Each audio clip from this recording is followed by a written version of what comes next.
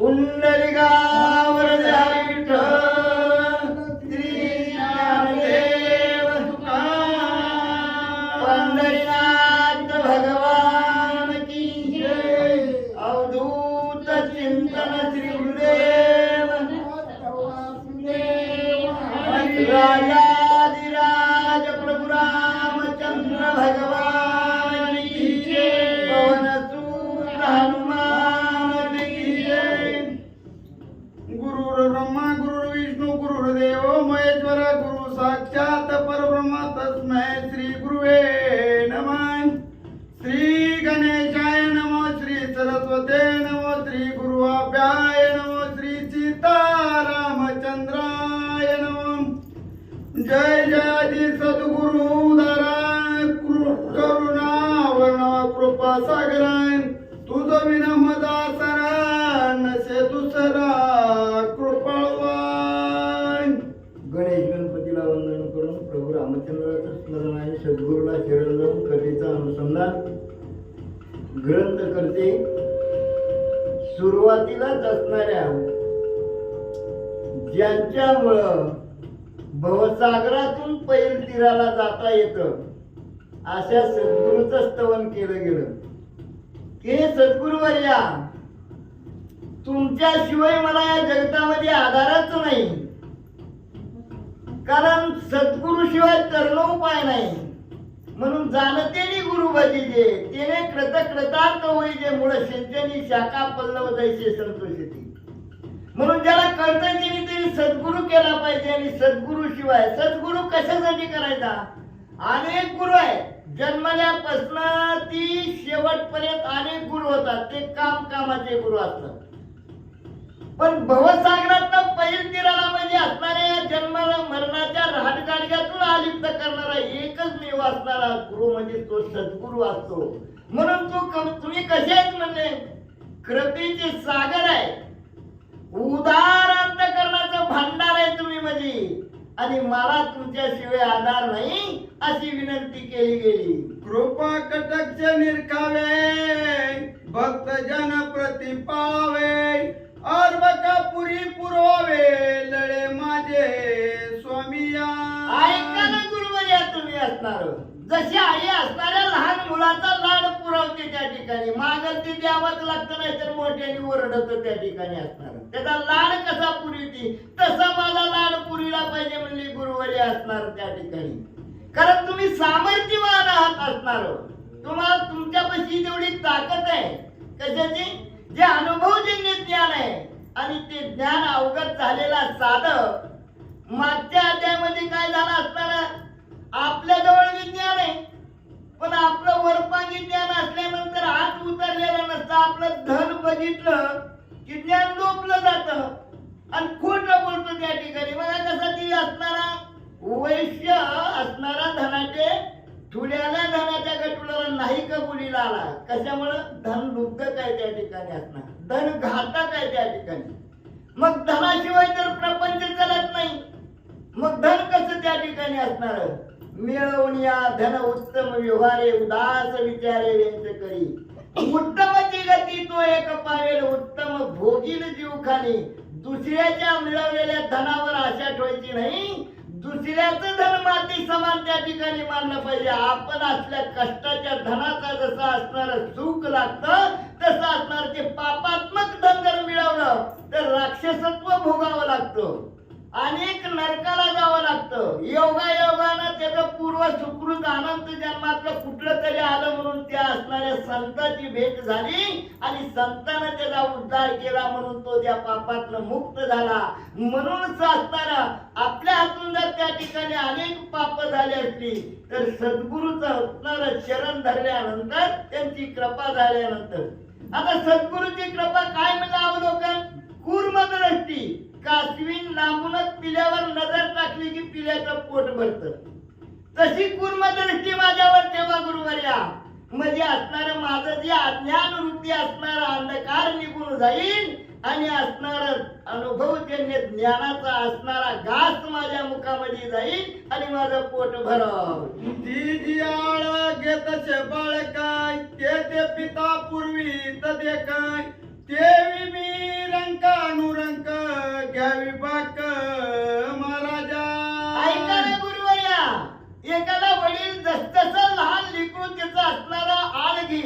म्हणजे असणार इच्छा प्रगट करी. मला हे पाहिजे म्हणलं की त्या ठिकाणी द्यावंच लागतं. वडील त्याची इच्छा पूर्ण करतात.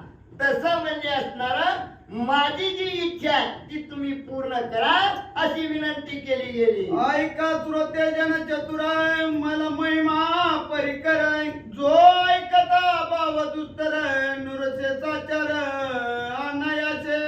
मग असताना एवढं विनंती सद्गुरूची केली सुरुवातीला. कारण सद्गुरू शिवाय असणार बुद्धीला तेजत्व येत नाही. बुद्धीच्या ठिकाणी असणारा व्यंगपणा निघून जात नाही आणि असणारा त्या ठिकाणी विवेक जागृत होत नाही. म्हणून सद्गुरूची आराधना केली आणि नंतर त्या ठिकाणी श्रोत्याकडे वळले. श्रोते तुम्ही महेशाच्या मूर्ती ऐका म्हणले असणार. कथा कशी श्रवण करायची, कथा श्रवण केल्यानंतर त्या ठिकाणी आत्मसुखाचा अनुभव कसा आला पाहिजे अशी कथा ऐकली पाहिजे ना. का डुकडी घेऊन ऐकल्यानंतर कळत काय त्या ठिकाणी घरी बसला काय आणि इथं आला काय फरक पडणार नाही.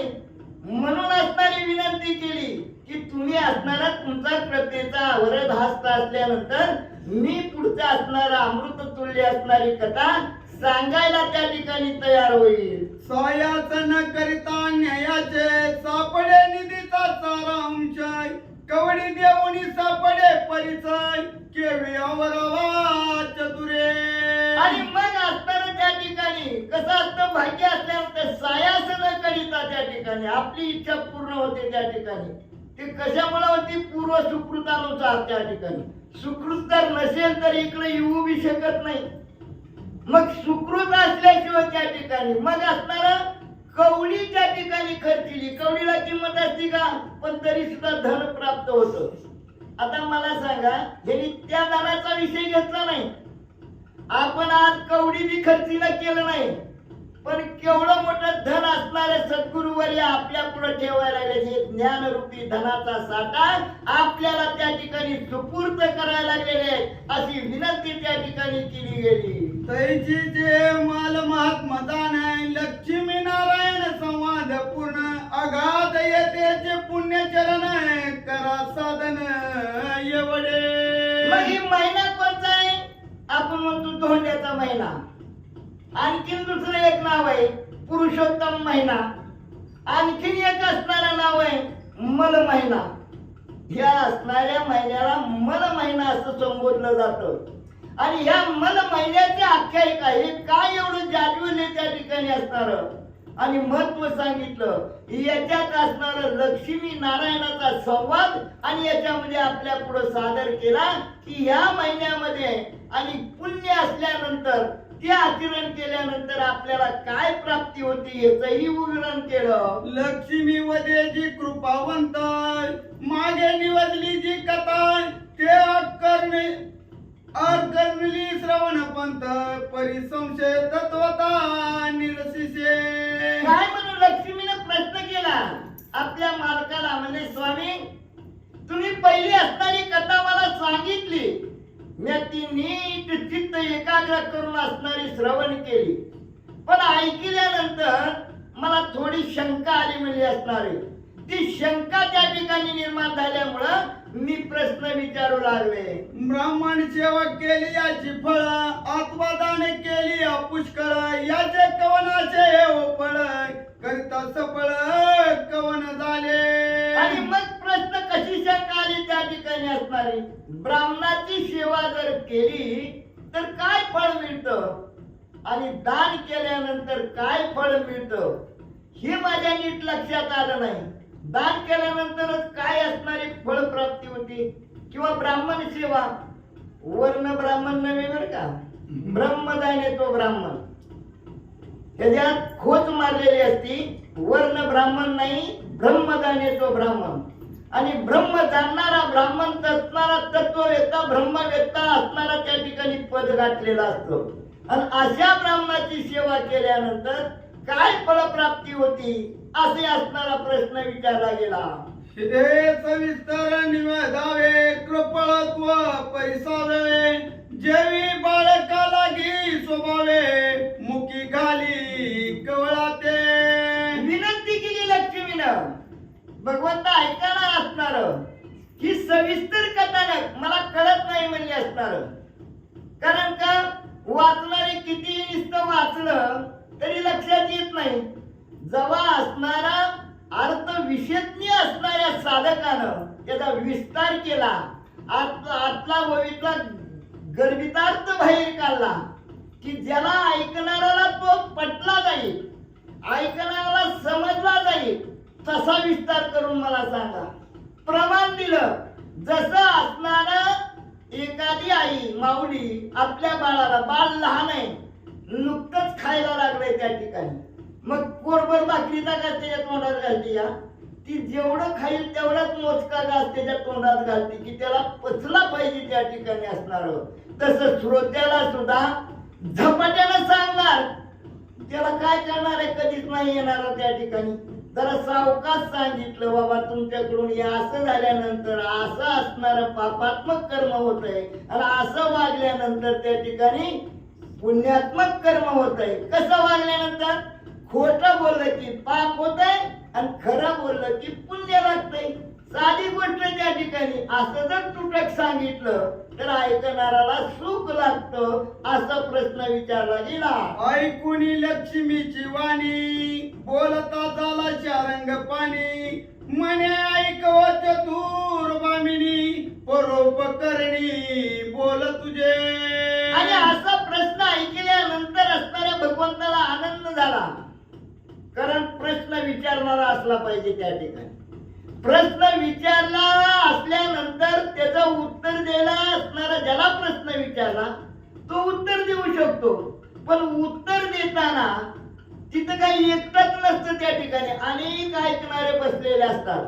मग त्या ठिकाणी भगवंत असला आनंद झाला म्हणजे ऐक चतुर भामिनी, म्हणजे चतुर असणारी तू स्त्री आहे. आणि तुझा जो प्रश्न आहे लोक उपकारी आहे, लोकावर उपकार करणार आहे. कारण तू प्रश्न असा विचारला, त्याचं उत्तर ऐकल्यानंतर लोकाला उपकार होईल, लोक शहाणी होत्याल आणि अनुचित कर्म करणार नाही, असणारं जे वीजयुक्त कर्म ते आचरण करतील, असं उत्तर दिलं गेलं. ऐके हो सागर तने, द्विज सेवा पुण्य मोहदे, जे आचारिलिये पाप क्षय, तत्काळ होय शुभानने. ऐक म्हणजे सागराची मुलगी असणारी लक्ष्मी. लक्ष्मी कुणाची मुलगी आहे? सागराची मुलगी आहे. तर सागर तनई म्हणून असणारा संबोधला गेला.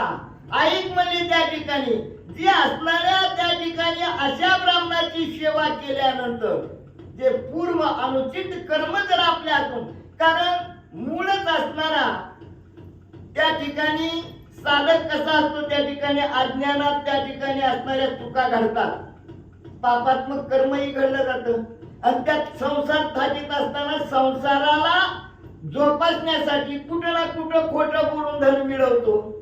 मग ही जी अनुचित कर्म झालेली आहे ती कर्माचं फळ त्या ठिकाणी असणार निष्फळ करण्यासाठी आणि असणाऱ्या ब्राह्मणाची सेवा केल्यानंतर ती असणारं पापात्मक कर्म नाहीच होतं आणि पुण्य लाभलं जातं. विराट देशाचे ठाई, एक आश्चर्य वर्तले पायी, ते परसू सर्वही श्रवण करी एक भावे. आणि म्हणून त्या ठिकाणी सांगतो म्हणजे त्या ठिकाणी विराट नावाचा देश होता, तिथं एक कथानक घडलं गेलं म्हणले. आणि त्या कथेचं असणार त्या ठिकाणी विवरण मी करू लागलेलो आहे, ती कथा सांगू लागलेलो आहे. तर ऐकणाराने एक चित्त करून त्या ठिकाणी त्या कथेचं श्रवण करा अशी विनंती भगवंतानं केली. हे सकळ श्रवण केली याचे फळ, दुःख नसून जाय सकळ, तरी त्याचे एक नगर विचाळ, माहुर नाम तयाचे. आणि सांगितलं भगवंताने, ही जर कथा त्या ठिकाणी असणार चित्त एकाग्र करून जर श्रवण केलं, श्रवण केल्यानंतर लगेच त्या ठिकाणी विषय सुटत नाही. श्रवण केल्यानंतर मनन झालंच पाहिजे आणि मनन करून करून निधी ध्यास लागलाच पाहिजे, तर त्या श्रवण केलेल्याचं फळ मिळतं त्या ठिकाणी असणार.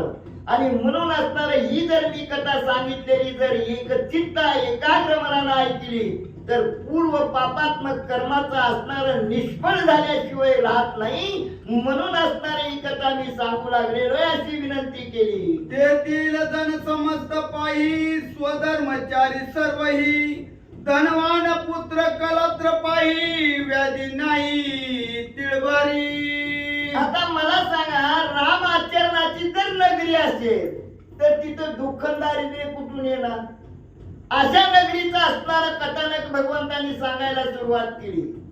स्वधर्माचं आचरण करणारी ती नगरी होती, राम आचरण करणारी ती नगरी होती. आणि म्हणून तिथं असणारा कधी व्याधी बी त्या ठिकाणी कुठल्या माणसाला लागत नव्हती, कधी त्या ठिकाणी दुःखच निर्माण होत नव्हतं. त्या ठिकाणी दुःख कधी निर्माण होतं? आपणच कर्म विचित्र करतो आणि मग कर्म कधी पाठ सोडित नाही. कारण जे जे कर्म केले ते ते भोगाले उपजले मेले ऐसे किती. म्हणून आपणच करतो, दोष दुसऱ्यावर ठेवतो. नाही कुणी सापडला तर देवाकडे बोट दाखवतो, देवालाच दोष देतो. मग तू माझ्या ऐकी देव कुठं झोपला आता, ती कशाला झोपतोय त्या ठिकाणी असणार? रात्रंदिवस तुमचीच सेवा करीत बसलाय भगवंत, तरीही भगवंताला नावं ठेवल्याशिवाय राहत नाही. या अज्ञानाचं लक्षण आहे. म्हणून असणारं तिथली नगरीतले लोक असणारं स्वधर्माचं आचरण करीत होते, म्हणून कसलंच दुःख नव्हतं, कसली दरिद्रता नव्हती. दुःख दारिद्र्य रोग चिंताय नशे कोटे तयाशी वार्ताय रिक्त हस्त न दौडिता अतिताय कथा वार्ता घरोघरी. कशी होती ती नगरी असणारी त्या ठिकाणी? तिथं दुःखाचा लवलेश नव्हता. आणि सगळ्यात महत्वाचं, तिथल्या लोकाला चिंता नावाचा रोग कधी लागत नव्हता. आपल्याला तर चिंतेनं ग्रासलेलं आहे देण्यानं. का? कारण माणसाला चिंता का लागती? त्या माणसाला वाटतं, ज्याला चिंतेनं ग्रासलं गेलं त्या माणसाला वाटतं मीच सगळा संसार हाकतोय, माझ्याशिवाय असणारी घटनाच घडू शकत नाही. पण आपल्या हातात काहीच नाही. कारण सगळी सत्ताधीश भगवंताच्या ठिकाणी असताना आपण फुकट चिंता करतो. बरं, चिंता करून आलेलं संकट निवारण होत आहे का आपल्या ठिकाणी? समजा आपलं पूर्व सुकृतानुसार किंवा पूर्व असणाऱ्या संचितानुसार आपल्याला रोग झाला एखादा मोठा, आपण निवारण करणार आहे का? जेव्हा कृपा भगवंताची होवा तेव्हा रोगाचं निवारण होणार आहे. कारण आपल्या कर्मानुसारच रोगाचं असणारं त्या ठिकाणी पाठपुरावा भगवंत करतात. रामायणात उत्तरकांडात सुंदर छोटा ओव्याचा अध्याय आहे त्या ठिकाणी. कारण मीच रोग पाठवतो म्हणजे तुमच्या कर्मानुसार आणि भोग भोगून घेतो त्या ठिकाणी असणार, स्पष्ट लिखित केलेलं आहे त्या ठिकाणी. मग एवढं असताना मग चिंता का करावी? आपणच कर्म करताना. मग तिथली लोक चिंता करीतच नव्हती का? त्यांना माहित होतं. कशामुळे चिंता लागत नव्हती? कारण जी आपण कर्म केली त्याचा भोग. आता तिथली लोक काय करीत होती? कर्मच असं करीत होती आणि ते कर्म सुद्धा असणार ब्रह्मार्पण करीत होतं. कसं? मी केले ऐसे नाही झाले तरी तोची सुटला का? कारण त्यांना माहित होतं करता आणि करिता राम आहे, भगवंत आहे, मी निमित्त मात्र आहे. एवढा मोठा ग्रंथ लिहिणारा ग्रंथकर्ते कधीच म्हणत नाही मी लिखाण केलं म्हणून. भगवंतानी माझ्या मुखामध्ये सरस्वतीला पाठविलं म्हणून मी बोलू देऊ.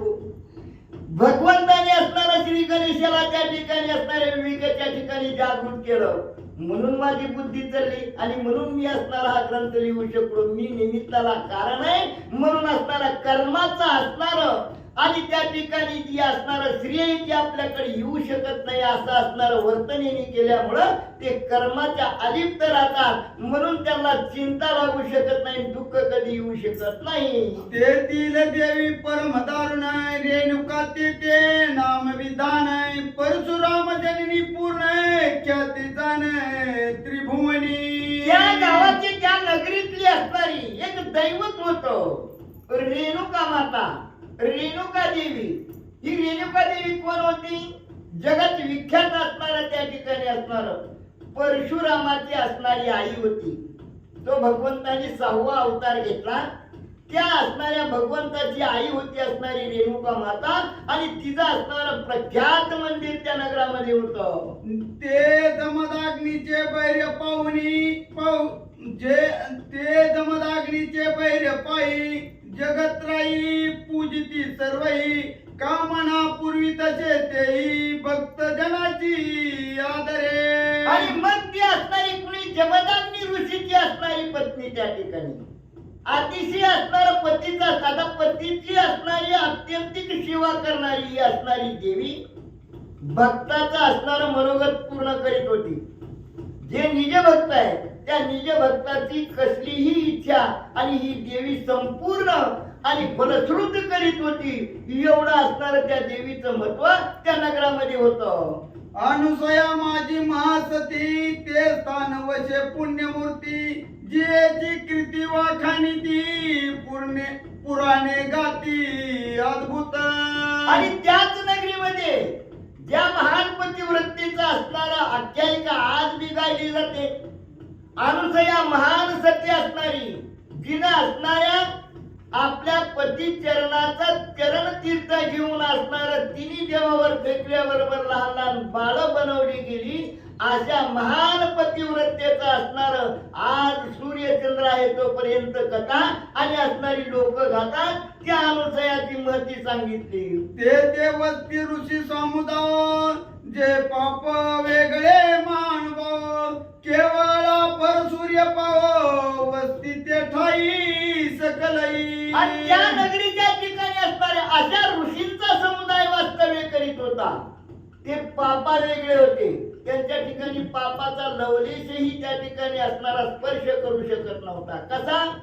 कमळ पाण्यात असतं पण पाण्याला चिटकूच देत नाही. त्या ठिकाणी पाण्यात बुडवून वरी काढा कोरडत असतं त्या ठिकाणी असतात.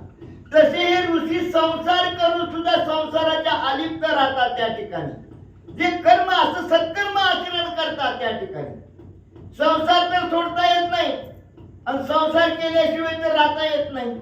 मग संसार करीत असणारा पापात्मक कर्म घडलं जातं हे आपण मानतो.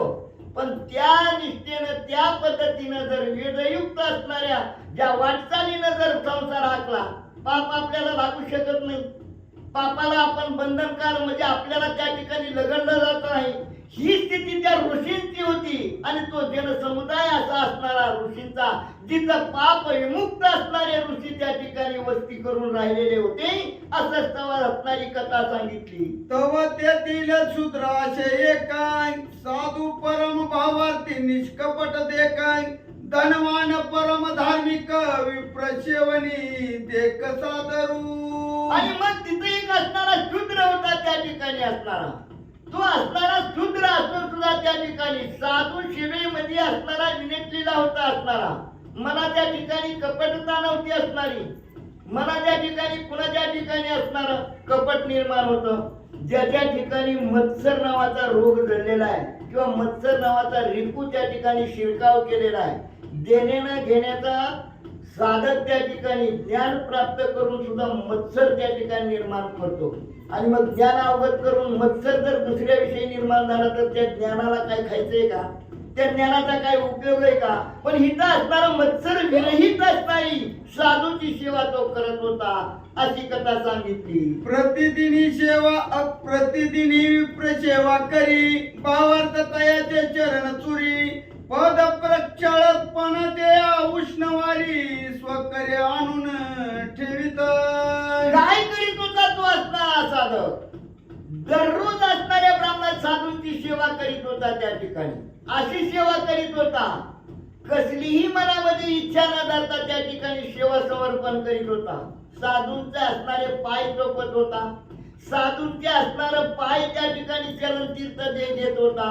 एवढंच नाही, साधूला जे जे आवश्यक वस्तू आहे ती असणारा त्या ठिकाणी तो असणारा आणि साधक आणून ठेवित होता. स्वकरे चर्चा चंदनाते अंग मर्दितसे भावार्थी पुष्पमाळा गुंपुणी हाते सुवासयुक्त घालितसे.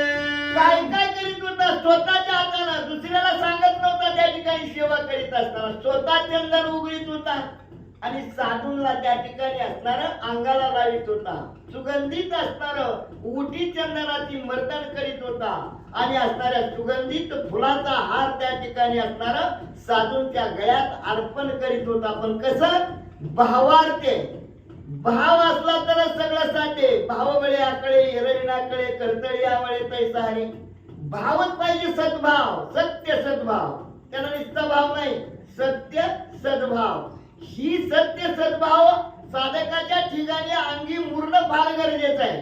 वरपांगी त्या ठिकाणी असणार त्या ठिकाणी असणार भगवंत उदार आहे आणि एवढा उदारपण असणारा सुद्धा भगवंताविषयी जर आपण असणारा त्या ठिकाणी दांभिक भक्ती केली तर त्या ठिकाणी काय उपयोग आहे का त्याचा त्या ठिकाणी? भगवंताला सगळं कळतंय त्या ठिकाणी असणार. म्हणून असणार आपला सत्य सद्भाव त्या ठिकाणी अर्पण केल्याशिवाय फळप्राप्ती होत नाही. तो साधक त्यामध्ये नियमामध्ये उतरलेला होता. शय वस्त्र अलंकार देऊन तोषवी दार मरण कोणी आली दारा समोर रिक्त हस्ते दवडीना. काय आचरण करीत होता त्या ठिकाणी असणार? सर्वस्व त्या ठिकाणी असणारी साधू सेवेमध्ये असणारा तत्पर झालेला होता. एवढंच नाही, साधू सेवेत त्या ठिकाणी कमतरता कोणी वाढू देत नव्हता. एवढा साधूविषयी निष्ठा त्या ठिकाणी करीत होता. आणि आपल्या दारात जर कुणी आला तर रिकाम्या हाताने त्याला खाली जाऊ देत नव्हता. एवढा दान धर्म करीत होता. आवडे तया देवीचे भोजन षडच ग्रथा सहित अन्न इच्छित पदार्थ पूर्वी आणून परी कदा उदगीन नव्हे.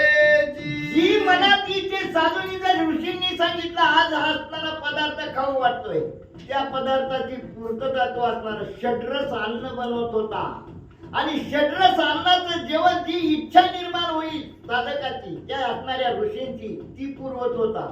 आणि हे अन्न त्या ठिकाणी दान करीत असता, हे अन्न ऋषींना घालत असताना कधीही तिचं मन उदासीन होत नव्हतं, कधीही मन उद्विग्न होत नव्हतं. कारण आनंदानं त्या ठिकाणी असणाऱ्या षड्रस अन्नाचं दान भोजन ऋषींना तो साधक अर्पित होता. अधिकार्याद्वारे श्वानापरी गुरगुरी बाह्याई वर्ते तयाची परी म्हणती दंड भिकारी केवडा.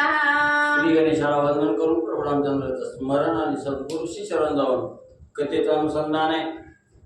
ग्रंथकर्ते असणारे त्या ठिकाणी परशुरामाची असणारी माता त्या ठिकाणी रेणुका आणि वडील असणारे जमदग्नी ऋषी यांच्या असणारी कथा सांगत असताना रेणुका मातेची अवस्था त्या ठिकाणी सांगितली. रेणुका माता कशी होती त्या ठिकाणी?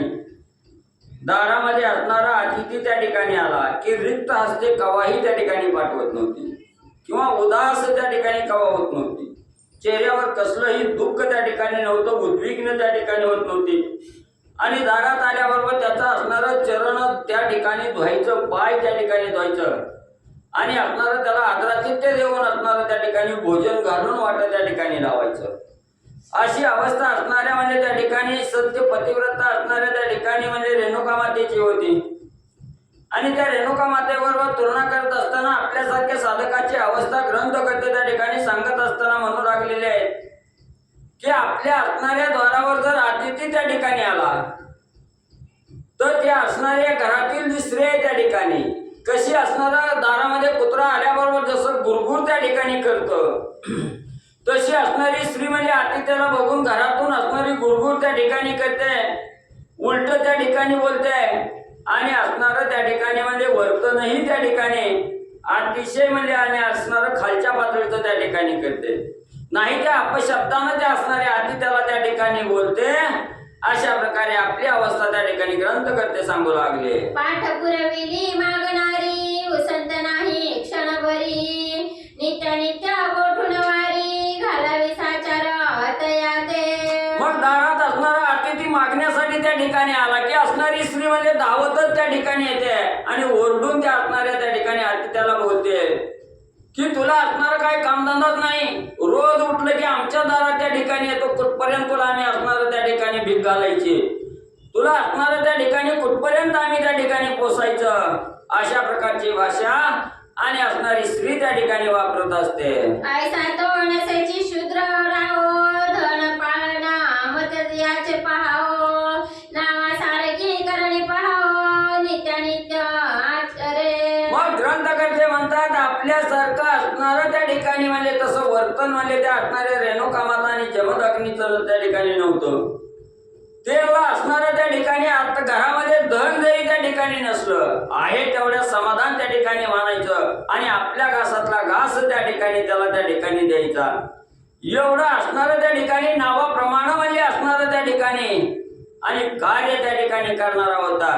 कवाही असणाऱ्या आधी त्याला बिनमुख त्या ठिकाणी जाऊ देत नव्हता.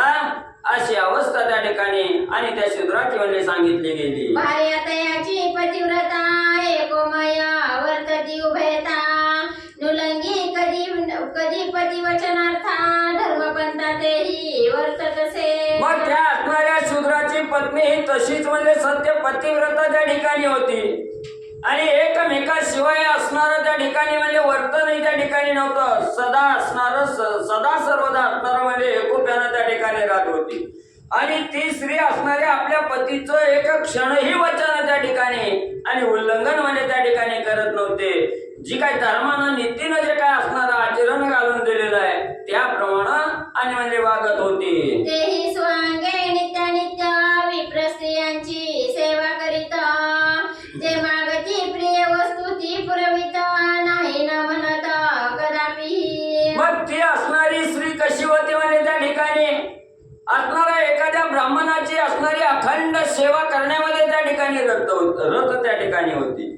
नित्य असणारा एक दिवसही त्या ठिकाणी न चुकता असणाऱ्या ब्राह्मणाची सेवा त्या ठिकाणी करणं आणि ज्या असणाऱ्या ब्राह्मणाच्या स्त्रिया आहेत त्यांची सेवा त्या ठिकाणी करणं आणि त्या स्त्रियेच्या मनामध्ये काय मागावंसं वाटलं ते जर मागणं त्या ठिकाणी मागितलं तर त्याला कदापिही न कसूर त्या ठिकाणी करता स्व इच्छेनं आणि जे मागल ते असणारा पुरवठा आणि म्हणजे करीत होते. ऐसी दंपत्ते उभयता विप्रकाजी धन वेचिता, वाचनानितीचा सर्वथा अगर्विता दोघेही. मग अशी ही दोघं नवरा बायको म्हणजे त्या ठिकाणी वर्तन करत असताना किंवा राहत असताना म्हणजे त्या ठिकाणी आपण जे काय असणारं धन त्या ठिकाणी मिळवतोय ते धन फक्त असणाऱ्या ब्राह्मणाच्या सेवेमध्ये त्या ठिकाणी अर्पण करीत होती.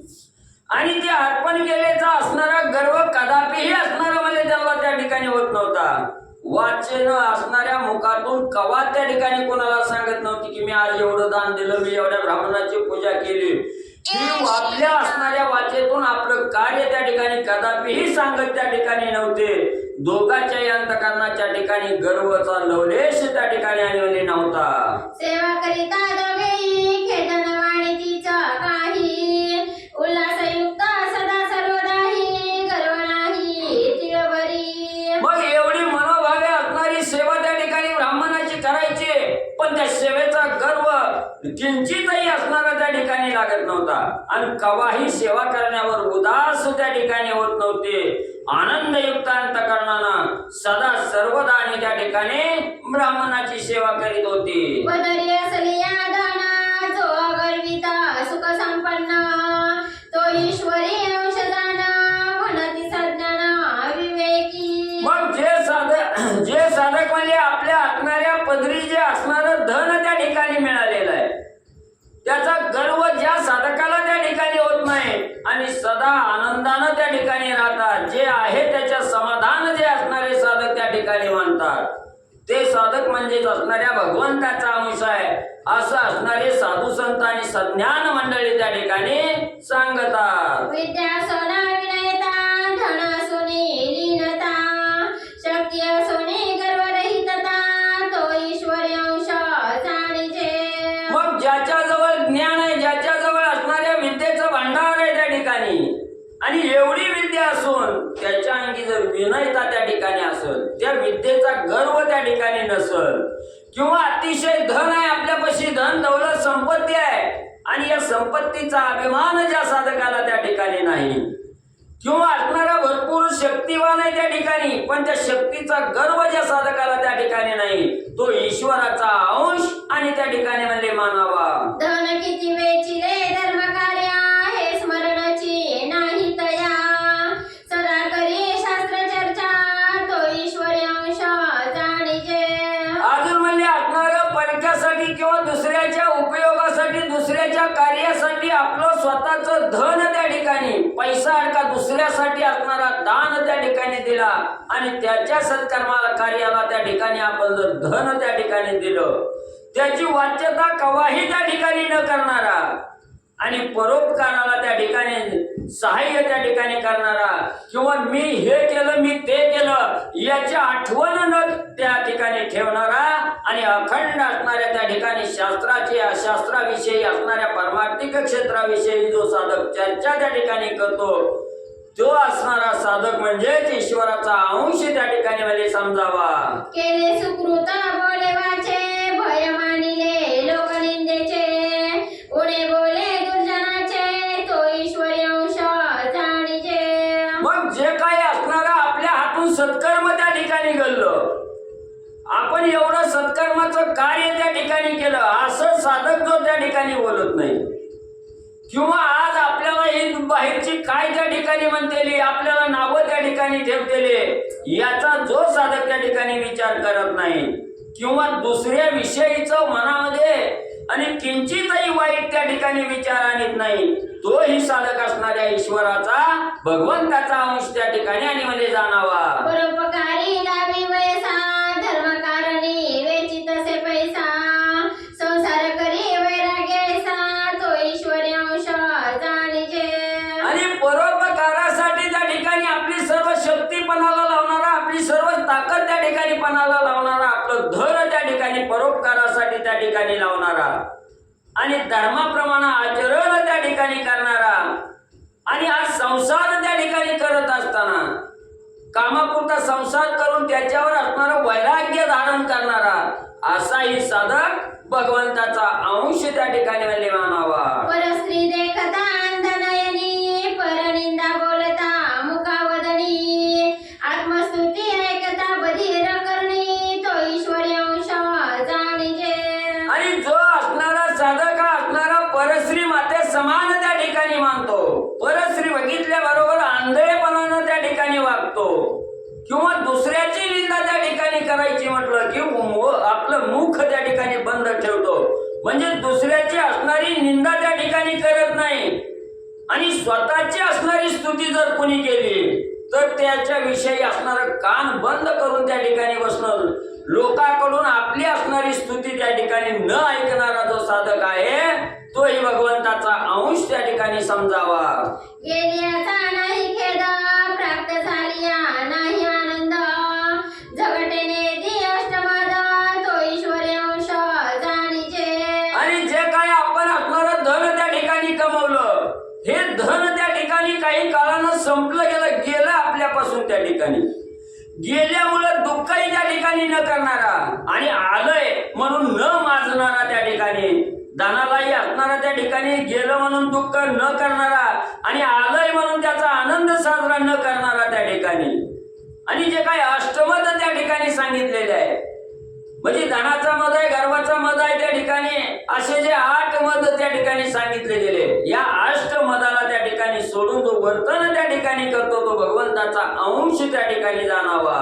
कैसिय चिन्हे तो वर्तता, क्षुद्राणी त्याची कांता, सन्मार्गे वर्तती उभयता, पुण्यवार्ता पूर्वीची. मग अशा या असणारा म्हणजे त्या ठिकाणी जी चिन्ह सांगितली गेली, कवाही आपल्या असणाऱ्या शक्तीचा असणारा गर्व त्या ठिकाणी धरायचा नाही, मी एवढं दान धर्म त्या ठिकाणी करतो याचाही असणारा गर्व त्या ठिकाणी नव्हता, दुसऱ्याची निंदा त्या ठिकाणी कवाच म्हणजे करत नाही ती, अशी ही असणारी त्या ठिकाणी नवरा बायको होती, ही शूद्र आणि त्याची असणारी पत्नी त्या ठिकाणी होती.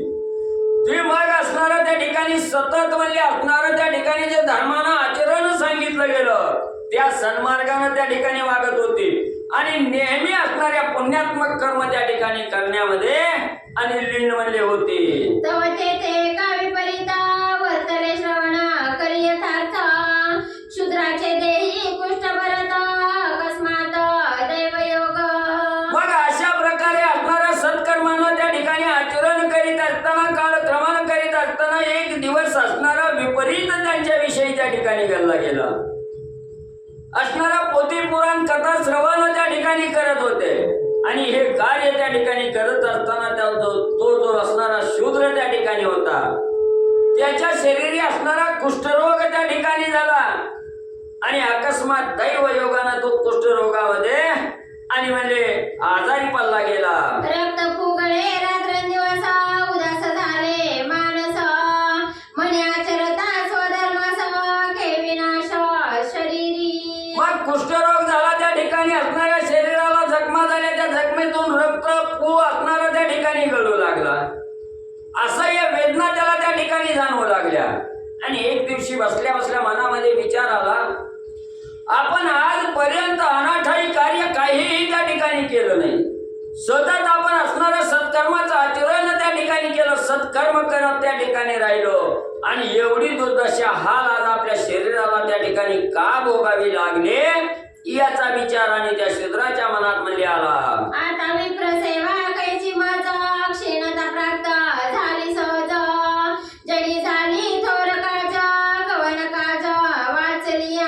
मग आता या असणाऱ्या शरीराला कुष्ठ त्या ठिकाणी भरला, शरीर आता असणारी साथ त्या ठिकाणी देत नाही, म्हणून आता असणारी माझ्या हातून असणाऱ्या ब्राह्मणाची सेवा कशी त्या ठिकाणी घडल, काय करावं. असणाऱ्या शरीराला थकवा त्या ठिकाणी आला, आता असणारा त्या ठिकाणी या जगामध्ये मी निंदनीय त्या ठिकाणी होईल. माझ्या हातून असणाऱ्या ब्राह्मणाची सेवा त्या ठिकाणी होत नाही, आणि असणार ज्या वेळेस एवढा देह त्या ठिकाणी असताना जर ब्राह्मणाची सेवा आपल्या हातून त्या ठिकाणी होत नसल तर या देहाचा काय त्या ठिकाणी उपयोग आहे, अशी चिंता आणि त्या शूद्राला लागली. नेणू कवना पापाचा ठेवा आता मरणा देगा देवा ऐसा उदासा झाला जीवा परी आयुष्य ठेवा सरेना. मग त्या ठिकाणी असणारा शूद्र विचार करू लागला, काय हा असणारा देह असून नसल्यासारखा त्या ठिकाणी आहे. एवढा गोरा गोमटा देह आहे त्या ठिकाणी, पण ब्राह्मणाची सेवा इतराची सेवा त्या ठिकाणी करणं होत नाही. म्हणून कुठला असं असणारं पातक माझ्या हातून त्या ठिकाणी घडलं गेलं की देह असताना ब्राह्मणाची सेवा त्या ठिकाणी करता येईना. म्हणून देवा भगवंता मला का त्या ठिकाणी जिवंत ठेवलं. जर माझ्या हातून सत्कर्म त्या ठिकाणी घडत नसल तर मला जिवंत त्या ठिकाणी का ठेवलं, का मला असणारा त्या ठिकाणी हा देह त्या ठिकाणी दिला, का मला असणारं त्या ठिकाणी जिवंत ठेवलं गेलं. पण काय करावं, जे असणारं ब्रह्मलिखित आहे, जे असणाऱ्या ब्रह्मना अक्षर त्या ठिकाणी ब्रह्मदेवानं लिहिलेले आहेत, ते अक्षर त्या ठिकाणी चुकवता येत नाही.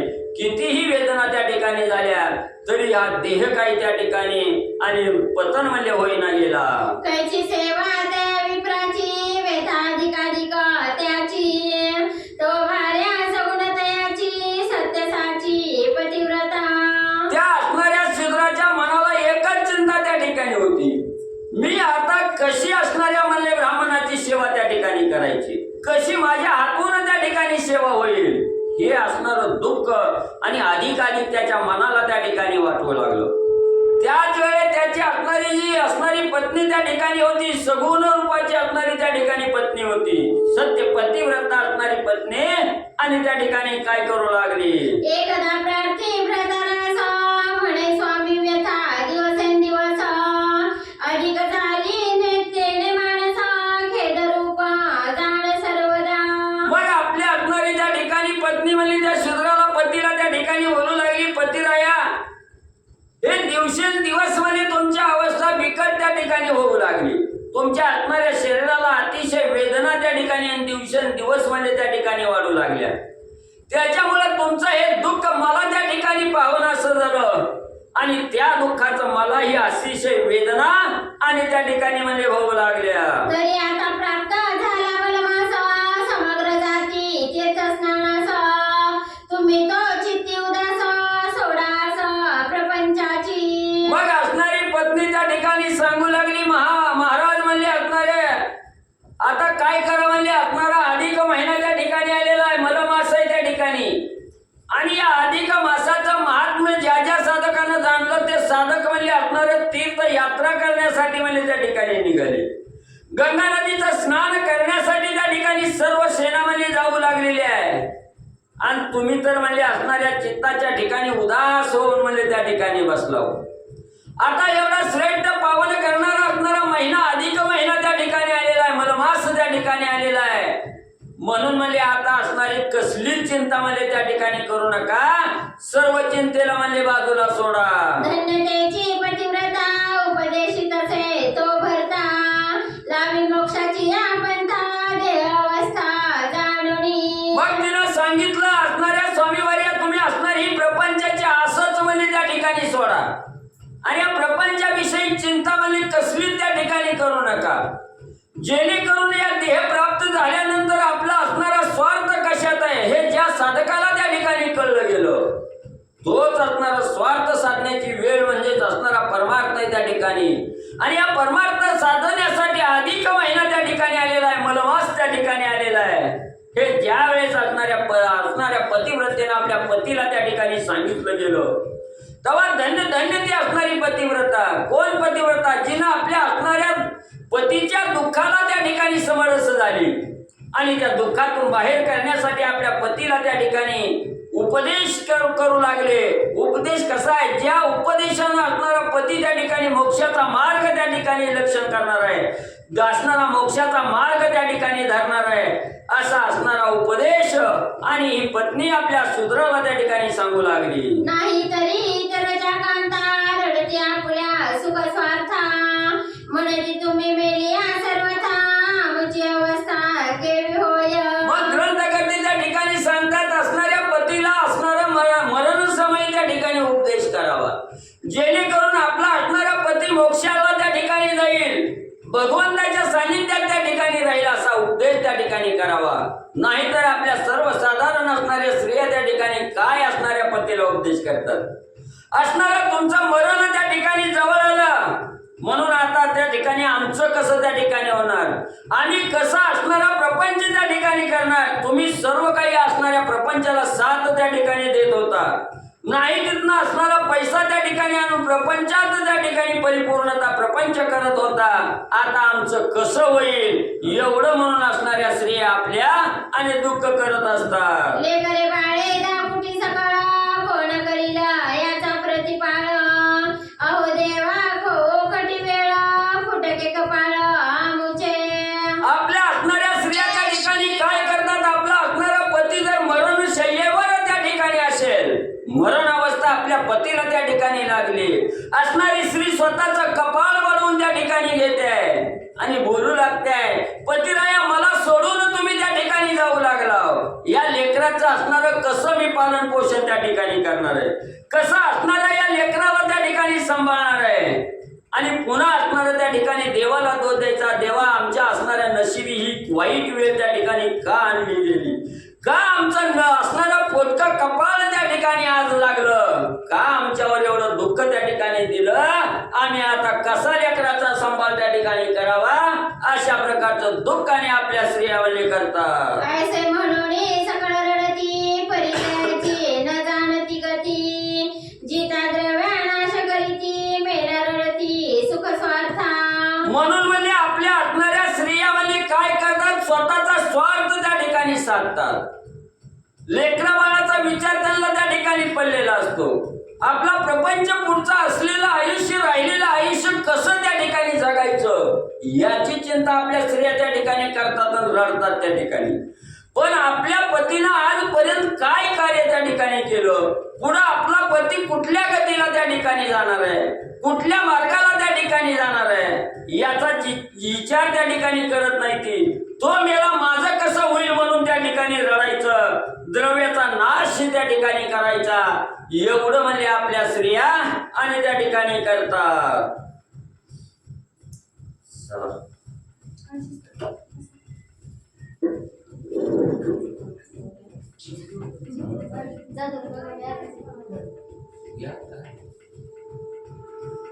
अजून 40 असते, 40 असलेले अजून 87 बघा. अजून कोण कोण आहे बाहेर?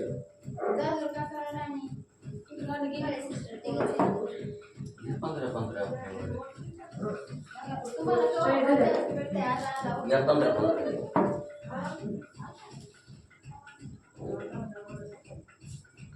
श्री गणेशाय नमः श्री त्रिपुरावचंद्राय नमः रक्त गळे रत्न दिवस कुठं 50 झाले.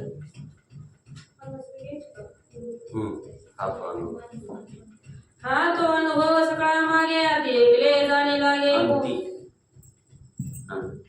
हा तो अनुभव सकाळ मागे अंती ऐकले जाणे लागे. कोण नाही ती कोण मागे प्रचित अंगे पाहावी. मग असणाऱ्या त्या ठिकाणी ग्रंथकर्ते सांगतात आपल्या असणाऱ्या स्त्रिया त्या ठिकाणी काय करतात, माझं कसं होईल म्हणून त्या ठिकाणी रडतात. पण हा अनुभव हा असणारा सर्वसाधारण स्त्रियामध्ये सगळ्या गच्च्या घरोघरी तीच अवस्था त्या ठिकाणी सांगितली. म्हणून किती मी त्या ठिकाणी रडलं पडलं, तो देह तर आता असणारा नासलेलाच आहे त्या ठिकाणी, नाशिवंत देह आहे त्या ठिकाणी, त्या देहाचा विचार त्या ठिकाणी करायचा नाही. जो त्या देहातून निघालेला आत्मा आहे, हा आत्मा त्या ठिकाणी कुठं जाणार आहे, असणारा मोक्षाला त्या ठिकाणी जाणार आहे का अधोगतीला त्या ठिकाणी जाणार आहे का नरकाला त्या ठिकाणी जाणार आहे, हे त्या ठिकाणी जाणलं पाहिजे. म्हणून एकला जन्माला त्या ठिकाणी आलेला आहे आणि एकलाच त्या ठिकाणी जाणार आहे. कोण सुद्धा त्याच्या मागे त्या ठिकाणी येणार नाही. 4 दिवस दुःख करणार, माझ्या लेकराचं कसं होईल, म्या कसं त्या ठिकाणी जीवन कंटायचं एवढं म्हणून त्या ठिकाणी रडणार, दुःख त्या ठिकाणी करणार, पण त्याच्या मागे कोण सुद्धा त्या ठिकाणी जात नाही. म्हणून धनाची आशा त्या ठिकाणी न धरता असणारी भगवंताची सेवा त्या ठिकाणी करा, भगवंताच्या सानिध्यात त्या ठिकाणी राहा, लोकांना दानधर्म त्या ठिकाणी करा, ब्राह्मणाची सेवा त्या ठिकाणी करा, रडत म्हणले बसू नका. याचे सार्थक करिता धन नव्हे चित्ती सर्वथा म्हणते हे सरली आता लेकरे उदा जागती होय. मग त्या ठिकाणी काय सांगतात असणार त्या ठिकाणी आता ही मेलय मरू द्या म्हणले. आता कसं तरी असणार त्या ठिकाणी म्हणजे ही असणारं धन आपल्याला त्या ठिकाणी गोळा करावं लागेल. आता आपल्याला तर पुढचा प्रपंच त्या ठिकाणी करावा लागेल. ही लेकरं कशी त्या ठिकाणी जगवायची याचा विचार त्या असणाऱ्या स्त्रीला त्या ठिकाणी पडतो. पण पती मेल्याचं असणारं दुःख तेवढ्या पुरतं क्षणभंगूर दुःख त्या ठिकाणी होतं, पण परत म्हणले असणारं सगळं दुःख आणि विसरून म्हणले जाते. जन्मावरी जे धन सांचले ते धर्म काळजी नाही लाविले, शेवटी कामा नाही आले सार्थकावी न गेले प्राण ते. काय केलं जोपर्यंत आपण असणाऱ्या प्रपंचाला त्या ठिकाणी लागलो तोपर्यंत नाही तेवढं धन त्या ठिकाणी जमवलं. जन्मभर नुसतं पैसा पैसा त्या ठिकाणी केला, पण हा पैसा सत्कार्याला त्या ठिकाणी लावला नाही, धर्मासाठी असणारं धन त्या ठिकाणी लावलं नाही आणि शेवटी कामाला बी आलं नाही. नाका तोंडात असणारी माती त्या ठिकाणी पडली गेली, धन ही जाग्याला त्या ठिकाणी राहिलं, संपत्ती जाग्याला त्या ठिकाणी राहिले, स्वतःच स्वार्थ त्या ठिकाणी सगळा गेला. म्हणून असणारे ग्रंथकर्ते त्या ठिकाणी सांगतात धन काही कामाचं त्या ठिकाणी होत नाही, बरोबर काही त्या ठिकाणी येत नाही. एकट्यालाच यायचंय आणि एकट्यालाच जायचंय. धनाची आशा सोडा, मोक्षाचा मार्ग त्या ठिकाणी इच्छा. सार्थकावी न प्राणी असी सुटका नाही मृत्यूपुरीसी, हे न जाणून मानसी शेवटी कासावीसी होता ती. मग असणारा जवळ म्हणले असणारा हा जीवनमान आहे त्या ठिकाणी आयुष्य आहे, तोपर्यंत या देहाचं सार्थक कशाला त्या ठिकाणी होतंय याचा विचार साधक त्या ठिकाणी करत नाही. मग असणारा त्या ठिकाणी मरण जवळ आलं की त्याचा विचार त्या ठिकाणी सुटतो. बाबा मला नरक मिळू नये, त्या ठिकाणी असणाऱ्या यमदूताची जाचणी त्या ठिकाणी मला होऊ नये एवढं त्या ठिकाणी मानतो, दुःख त्या ठिकाणी करतो आणि मरायच्या टायमाला जीव कासावीस व्हायला लागला की भगवंताचं नाव आणि तोंडामध्ये त्या ठिकाणी घेतो. या लागी चतुर्जे ज्ञानी सार्थकवी न वय न घालवे कोणी, एका चक्र पाणी वांचुनी सोडवितालसे सर्वथा. म्हणून असणारे जे चतुर आणि ज्ञानी आहेत त्या ठिकाणी त्यांनी जाणलं गेलं हा आपला असणारा ईश्वर करणीनं हा जो असणारा देह त्या ठिकाणी प्राप्त झालेला आहे. हा देह कशासाठी भगवंतानं आपल्याला त्या ठिकाणी दिला. याच देहानं स्वर्गही गाठता येतोय, याच देहानं नरकही प्राप्त त्या ठिकाणी करता येतोय. म्हणून ज्ञानी लोकांनी जाणलं गेलं या देहाच्या आस्था त्या ठिकाणी सोडून प्रत्येक कार्य त्या ठिकाणी करायचं. म्हणून असणारं त्या ठिकाणी भगवंत प्राप्ती जर करायची असेल तर या देहाचं सार्थक कशातही असणारा परोपकार करा आणि साधू संतांची ब्राह्मणाची सेवा त्या ठिकाणी करा. म्हणून असणाऱ्या चतुर ज्ञानी त्या ठिकाणी जाणलं गेलं की भगवंताशिवाय आपल्याला सोडवता झाली कोण नाही. बायको या अंतीच्या कामाला कामाला येत नाही, लेकरं बाळही त्या ठिकाणी कार्याला त्या ठिकाणी येत नाही ते. म्हणून भगवंताशिवाय आपली सोडवणूक करणारा कोण नाही. म्हणून भगवंताच्या सानिध्यात कसं राहता येईल याचाच विचार आणि शुद्ध लोक म्हणजे त्या ठिकाणी करतात. मनाला द्रव्य विन सार्थक न घडे तरी शरीर जवावे रोकडे, यासी तो नाही अवघड नामस्मरण घडे जीवेसी. मग त्या ठिकाणी असणाऱ्या काही जणाला त्या ठिकाणी वाटत असेल की आपल्या जवळ असणारा पैसा त्या ठिकाणी नाही, मग दानधर्म कसा करायचा, ब्राह्मणाची सेवा त्या ठिकाणी कशी करायची, पैशाशिवाय तर या देहाचं सार्थकच साध्य त्या ठिकाणी करता येत नाही. म्हणून पैसा मिळवण्यासाठी शरीराची असणारी झिजवण त्या ठिकाणी करावी लागल. म्हणून त्याचा विचार असणारा साधक त्या ठिकाणी करतोय. पण बाबांनो धनाची आवश्यकता त्या ठिकाणी नाही. जर तुम्हाला या देहाचं सार्थक त्या ठिकाणी करायचं असेल तर एकमेव मुख्य असणारं जे नाम आहे भगवंताचं, हे नाम जरी नुसतं मुखामध्ये त्या ठिकाणी घेतलं तर या देहाचं सार्थक झाल्याशिवाय काही राहत नाही. म्हणून नामासाठी कुठलाही पैसा लागत नाही, देह झिजवायची त्या ठिकाणी गरज नाही. अनाठाई असणारं जीवन खर्च करण्यापेक्षा भगवंताच्या नामामध्ये त्या ठिकाणी देह झिजवा, याच्यातच देहाचं सार्थक झाल्याशिवाय राहत नाही. ग्रंथकर्ते सांगतायत नामस्मरणाने वसंत नाही, रिकामी बडबड सर्व ठाई, पुराणी जात अवसर नाही, रिकामी ठाई अनुसरत. मग त्या ठिकाणी असणारं म्हणजे नाम असणारं ज्या साधकाला त्या ठिकाणी कळलं गेलं की नामाशिवाय दुसरा पर्याय त्या ठिकाणी नाही, भगवंताच्या सान्निध्यात जायचं, मोक्षाचा मार्ग त्या ठिकाणी गाठायचा, वैकुंठ असणारं ठिकाण जर आपल्याला प्राप्त करायचं असेल तर एकमेव श्रेष्ठ असणारं नाम आहे त्या ठिकाणी. हे ज्याला त्या ठिकाणी कळलेलं नाही ती रिकामी बडबड त्या ठिकाणी करणार, रिकाम टेकडे असणाऱ्या लोकांत त्या ठिकाणी जाऊन रिकामी बडबड त्या ठिकाणी करणार, किंवा पुराण कथेला त्या ठिकाणी जाणार नाही. आणि असणारं जो काय असणारा वेळ त्या ठिकाणी मिळणार आहे हा वेळ आणि रिकाम्या अवस्थेत त्या ठिकाणी घालवतो, पण नामस्मरण मुखात कवामध्ये त्या ठिकाणी घेत नाही. ऐसे जे व्यर्थ घालिती वय तया ते केवता तरुणोपाय, काही तरी सोय आता तुया कर्माची. मग त्या ठिकाणी जे साधक म्हणजे असणारा जोपर्यंत तरुणपण आहे त्या ठिकाणी तारुण्य अवस्था आहे तोपर्यंत भगवंताची आठवण त्या ठिकाणी येत नाही. असणाऱ्या वाम मार्गाला त्या ठिकाणी जायचं, आपलं आयुष्य त्या ठिकाणी जेवढं मिळालेलं आहे तेवढं आयुष्य वाया त्या ठिकाणी घालवायचं. मग हे आयुष्य नामस्मरणात न घालता असणाऱ्या फावड्या वेळेत त्या ठिकाणी वायपट जर घालवलं गेलं तर तो साधक असणारा तरुण म्हणजे कसा त्या ठिकाणी जाणार आहे? तो तरुण त्या ठिकाणी जाणार नाही. आणि ज्यावेळी जे असणाऱ्या देहाची अवस्था जर्जर त्या ठिकाणी होते तेव्हा भगवंताची आठवण त्या ठिकाणी येतोय. पुन्हा असणाऱ्या त्या ठिकाणी आपण काय आजपर्यंत कर्म केले ह्या कर्मातून परतफेड व्हावे म्हणून म्हातारपणात भगवंताच्या दिशेला आणि त्या ठिकाणी म्हणजे वळतो. दुर्लभ नरदेहाला दला बहुत सुकृते प्राप्त झाला, तो कवडीचे बदला नाही आला, घात केला पुलापना. मग या असणारा देह कुणाला बी त्या ठिकाणी मिळत नाही. दुर्लभ देव आहे, असणाऱ्या स्वर्गाच्या ठिकाणी 33 कोटी देव आहे. या देवाला सुद्धा वाटतं की आपल्याला नरदेह त्या ठिकाणी मिळावा आणि भूतळावर त्या ठिकाणी जावं, का असणारं भजन करता येत आहे. त्या मानव देहा व्यतिरिक्त कुठल्याही देहाला त्या ठिकाणी भजन हे असणारं त्या ठिकाणी करता येत नाही, नामस्मरण करता येत नाही.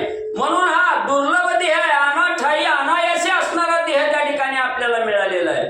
मग या देहाचं सार्थक करण्यासाठी असणारं नामस्मरण त्या ठिकाणी करायचं, भगवंताची आराधना त्या ठिकाणी करून देहाचं सार्थक त्या ठिकाणी करायचं. पण जे असणारे वाम मार्गाला गेलेले साधक आहेत, ज्याला या देहाचं अजून काही कळालेलंच नाही त्या ठिकाणी, हा देह असणारा पोसण्यासाठी खायचाय का खाण्यासाठी हा देह पोसायचा हेच अजून असणाऱ्या साधकाला त्या ठिकाणी कळालेलं नाही. म्हणून वायपट असणारा देह त्या ठिकाणी घालवतात आणि परत मरते समयला असणाऱ्या मोक्षाची आशा त्या ठिकाणी धरतात. असो हा पल्लाळ भूसाळ, श्रोते म्हणती उठले कपाळ, कथा टाकुनी पल्लाळ व्यर्थ लाविला कवीने. मग आता आपला आपणच म्हणजे असणारा घात त्या ठिकाणी करून घेतोय.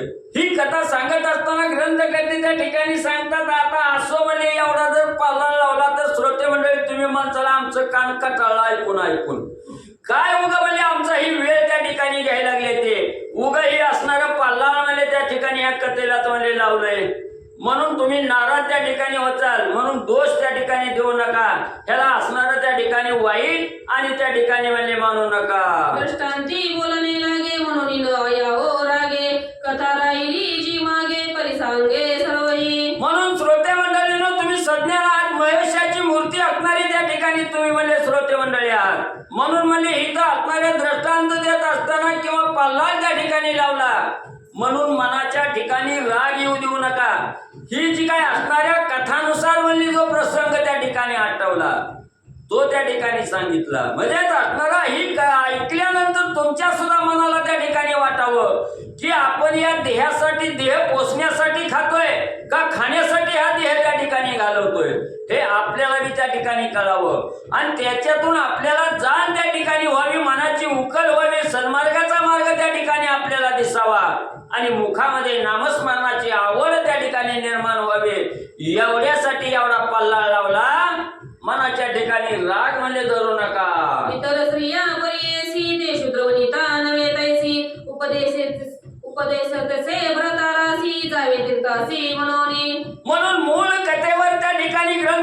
आले आणि सांगू लागले. एवढं सांगायचं कारण म्हणजे तुमच्यासारखी ती असणारी शूद्राची स्त्री म्हणजे नव्हती. ती स्त्री कशी होती त्या ठिकाणी, जरी शूद्राची त्या ठिकाणी असली तरी असणाऱ्या परमार्थामध्ये श्रेष्ठ कार्य त्या ठिकाणी करणारी आणि आपल्या व्रताला कसा मोक्ष त्या ठिकाणी मिळेल, आपला पसणारा पती वैकुंठाला कसा जाईल, आपला पती असणाऱ्या म्हणजे त्या ठिकाणी नरक यातना सोडून असणाऱ्या स्वर्गाच्या ठिकाणी कसा जाईल याचा विचार करणारी होते. आणि त्याच विचारानं आपल्या असणाऱ्या पतीला उपदेश म्हणजे त्या ठिकाणी करत होते. कशाचा उपदेश? आता ही प्रपंचाच्या आशा सोडा, प्रपंचात असणारा त्या ठिकाणी गुरपटून राहिला, ही बाजूला त्या ठिकाणी निघा. आता हा देह असणाऱ्या सरणावर जायची वेळ आली. म्हणून आता तरी प्रपंच सोडून तीर्थयात्रेला त्या ठिकाणी जावा, अशा प्रकारचा उपदेश आणि श्री करू लागली. अयासी मानले उत्तर बुद्धी तव कर्मानुसार पूर्वसुकृत घडले साचार उभे ठाकले येऊनी. मग असणाऱ्या त्या ठिकाणी पतीनं उपदेश, असणाऱ्या पत्नीनं उपदेश केला. आता दुःख सोडा, हा देह तर जाणार आहे कधी ना कधी, म्हणून या देहाच्या आस्था सोडून तीर्थयात्रेला चला. अधिक महिना त्या ठिकाणी आलेला आहे. म्हणून पत्नीचं बोलणं पतीला त्या ठिकाणी आनंद वाटला, मानलं गेलं आणि सगळी जी काही आशा होती ती आशा त्या ठिकाणी सोडली गेली. आणि ही आशा सोडली, पत्नीचं वचन त्या ठिकाणी मानलं आणि पुढे असणारा तो असणारा व्रतार आणि काय करू लागला. आजवरी विप्रसेवा केली त्याची आता काम आली, वासना दयाची फिरली वृत्ती मुरडली सुख स्वार्थ. मग त्या ठिकाणी आता असणाऱ्या पत्नीनं ज्या वेळेस उपदेश त्या ठिकाणी केला तेव्हा त्याला वाटलं असणारा आपलं आज सुकृत त्या ठिकाणी घडलं, आपण आजपर्यंत जे काही असणारं कार्य त्या ठिकाणी केलं, मग चांगलं केलं असलं तर चांगलं फळ मिळणार आहे आणि वाईट कार्य आजपर्यंत त्या ठिकाणी केलं असलं तर वाईट का आपल्या हातून त्या ठिकाणी करणार आहे. म्हणून त्याने विचार केला, आपल्या पत्नीनं ज्या वेळेस आपल्या असणाऱ्या मनाला त्या ठिकाणी म्हणजे उपदेश केला, तो उपदेश म्हणजेच आपला असणारा सुकृत आहे त्या ठिकाणी, पूर्व कर्म आज असणारं फळाला त्या ठिकाणी यायला लागलं. आजपर्यंत असणाऱ्या ब्राह्मणाची सेवा त्या ठिकाणी केली, ब्राह्मणाच्या सेवेमध्ये पूर्ण आयुष्य त्या ठिकाणी घालवलं. म्हणून म्हणजे आता हे सुकृत नशिबी त्या ठिकाणी आलं, वासना बदलली गेली त्या ठिकाणी आणि तिथं वासना बदलली की वृत्तीलाही चालना त्या ठिकाणी मिळाली आणि वृत्तीला चालना मिळाली की कळालं गेलं की हा असणारा देहाचा स्वार्थ कशात आहे. त्या ठिकाणी देह असणारा त्या ठिकाणी पणाला जर लावायचा असेल, भगवंताला जर अर्पण त्या ठिकाणी करायचं असेल तर फक्त तीर्थयात्रा करणं, भगवंताच्या सानिध्यात राहणं हेच श्रेष्ठ आहे. म्हणून हे पत्नीच्या वाचेतून आणि हा स्वार्थ मला कळाला. या लागी पहिलेची असावे दडपण, वेळेची कामान पडे आठवण, म्हणून नित्यानित मन व्हावे अनन्य भगवंती. म्हणून म्हणजे असणाऱ्या साधकाला जर म्हणजे आपला देह सार्थकी त्या ठिकाणी लावायचा असेल तर पहिल्यापासूनच एकनिष्ठ भावनेनं असणाऱ्या भगवंताचं भजन त्या ठिकाणी करा. एकनिष्ठ भावनेनं असणाऱ्या त्या ठिकाणी भगवंताचं राम नामस्मरण त्या ठिकाणी घ्या. तीच वेळेला त्या ठिकाणी पडणार आहे आणि तीच असणारी योग्य वेळेची आठवण आपल्याला करून त्या ठिकाणी देणार आहे. म्हणून असणाऱ्या त्या ठिकाणी नित्य रात्रंदिवस असणाऱ्या भक्त भगवंताचं नामस्मरण मुखामध्ये ठेवा, त्याचा विसर त्या ठिकाणी पडू देऊ नका. आणि नामस्मरण जो साधक त्या ठिकाणी विसरल तो घसरल्याशिवाय त्या ठिकाणी राहत नाही. म्हणून अखंड भगवंताचं नाम मुखामध्ये ठेवा, कसलीच आपल्याला असणारी आणि विसरण्याची अवस्था मध्ये येणार नाही. तो शूद्र काय करिता झाला, कर्णोनी कांदेच्या बोला, धनाचा संचय होता केला, तो यथा भागे विभाविता झाला. मग असणाऱ्या पत्नीला उपदेश केला, असणाऱ्या त्या ठिकाणी प्रपंचाची आज सोडा, तीर्थयात्रेला म्हणजे त्या ठिकाणी जावा म्हटल्याबरोबर पत्नीचं बोलणं त्या ठिकाणी मानलं गेलं, ऐकलं गेलं, विश्वास असणाऱ्या पत्नीच्या बोलण्यावर त्या ठिकाणी ठेवला. आणि आजपर्यंत जे काय असणारा पैसा अडका गोळा केलेला होता, साचवून ठेवलेला होता, तो सत्कर्माला लावायचा आणि तीर्थयात्रेला त्या ठिकाणी जायचा विचार केला. सगळं धन एका ठिकाणी गोळा केलं, सगळा पैसा अडका त्या ठिकाणी जमा केला आणि त्याची विभागवार वाटणी करून काय करू लागले. एक भाग कांदे लागी देता, दोन भाग सुपुत्रा ते देता, एका पुन्हा पैठेवीत तीर्थयात्रा निमित्त धर्माते. मग त्या असणाऱ्या भागाचं म्हणजे 3 भाग असणाऱ्या म्हणजे धनाचं त्या ठिकाणी केलं. एक असणारा भाग पत्नीच्या स्वाधीन केला, या असणाऱ्या पैशाचं तुला काय करायचंय ते कर म्हणून तिला सांगितलं. दुसरा भाग मुलासाठी त्या ठिकाणी दान दिला, मुलाला सांगितलं एवढं पैसे एवढं धन आहे, ह्या धनाचं तुला काय करायचंय ते त्या ठिकाणी कर. तिसरा भाग स्वतःसाठी ठेवला. स्वतःसाठी म्हणजे आता तीर्थयात्रेला जायचंय, भगवंताच्या सानिध्यात आपलं आयुष्य त्या ठिकाणी घालवायचंय. मग तीर्थयात्रा करण्यासाठी काही पैसा अडका त्या ठिकाणी लागल म्हणून तिसरा भाग स्वतःकडे त्या ठिकाणी ठेवून घेतला. ऐसा सकळ धनाचा व्यय केला, मग परिसावेसी निगता झाला. समागम विप्राचा मेळा सवे चालला पार. मग असा हा असणारा धनाचा उपयोग त्या ठिकाणी केला. एक बायकासाठी दिला, दुसरा लेकरासाठी त्या ठिकाणी दिला, आणि तिसरा आपल्यासाठी त्या ठिकाणी ठेवला. असा असणारा धनाची वाटणी त्या ठिकाणी केली. सगळा परिवार बरोबर त्या ठिकाणी घेतला. ब्राह्मणाच्या मेळ्यामध्ये त्या ठिकाणी जाऊन मला तीर्थयात्रा करू लागला. चला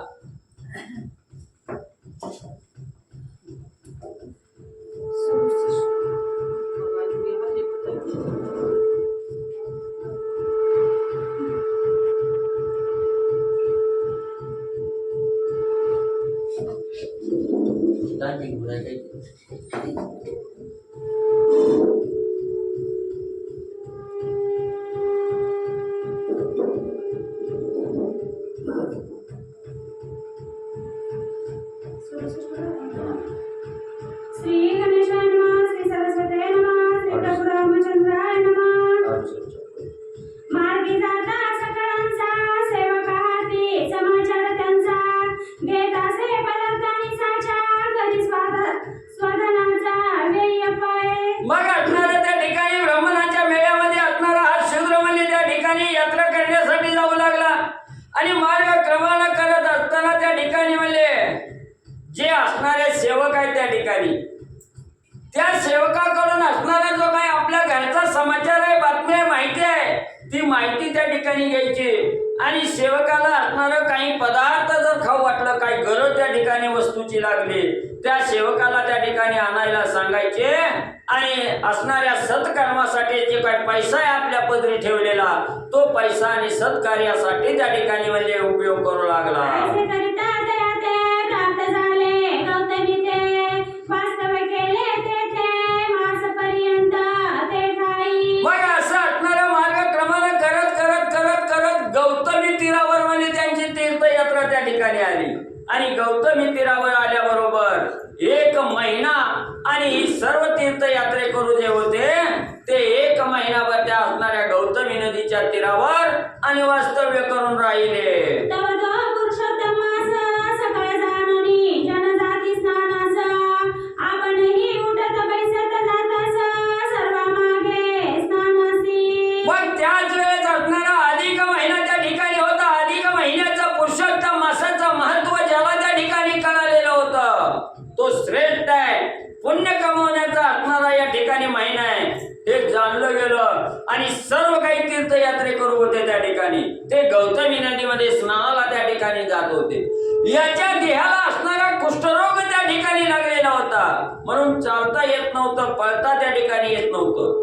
त्याच अवस्थेमध्ये कसं तरी उठत बसत गौतमी नदीच्या स्नान करण्यासाठी आणि म्हणजे तिकडे जाऊ लागला. आधीच गौतमी पवित्रता वरमासा प्राप्त होता, ते पुण्य न भूतो न भविष्यता वरी प्राप्तता सत्संग. म्हणून ग्रंथकर्ते त्या ठिकाणी सांगतात इतर महिन्यामध्ये कवाही असणाऱ्या गौतमी नदीमध्ये स्नानासाठी त्या ठिकाणी गेलं तर ती नदी जो कोणी साधक त्या ठिकाणी स्नान करेल त्याला पावन केल्याशिवाय त्या ठिकाणी राहत नव्हती. तो साधक पवित्र झाल्याशिवाय त्या ठिकाणी राहत नाही. एवढं इतर महिन्यामध्ये पुण्य त्या ठिकाणी मिळतंय. आणि आज तर असणारा त्या ठिकाणी पावन काळ आहे, अधिक महिना आहे, पुरुषोत्तम मास आहे त्या ठिकाणी. आणि या महिन्यात स्नान केल्यानंतर त्या पुण्याला तर पारावारच त्या ठिकाणी राहत नाही. असणारा त्या ठिकाणी भूतोन भविष्यती असं असणारा पुण्याचा संचय त्या साधकाला त्या ठिकाणी प्राप्त होतोय. एवढी असणारी पुण्याची प्राप्तता या अधिक महिन्यामध्ये त्या ठिकाणी आणि साधता येते.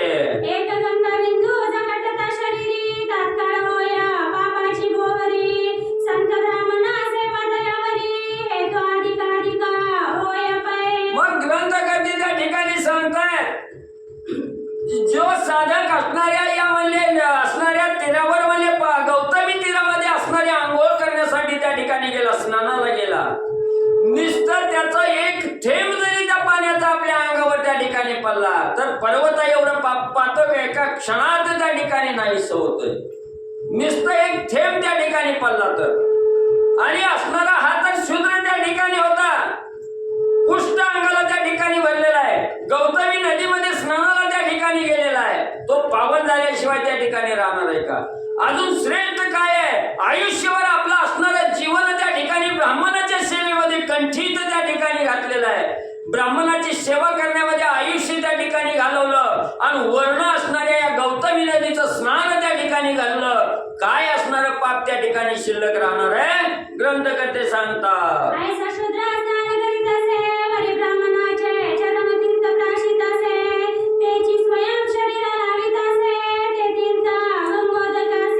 मग असा हा असणारा शूद्र आहे त्या ठिकाणी आणि या गौतमी नदीमध्ये स्नान करण्यासाठी त्या ठिकाणी गेलेला आहे.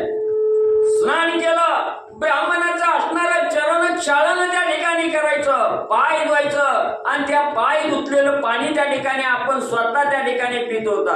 असणारं प्राशन त्या ठिकाणी करायचं आणि तेच ब्राह्मणाच्या चरणाचं पाणी आपल्या सर्वांगाला त्या ठिकाणी लावायचं आणि ते असणारं तीर्थ म्हणून प्यायचं. एवढं कार्य आणि तो असणारा सद्भावनेनं असणारा तो शूद्र आणि करू लागलेला आहे. ती बंद कर.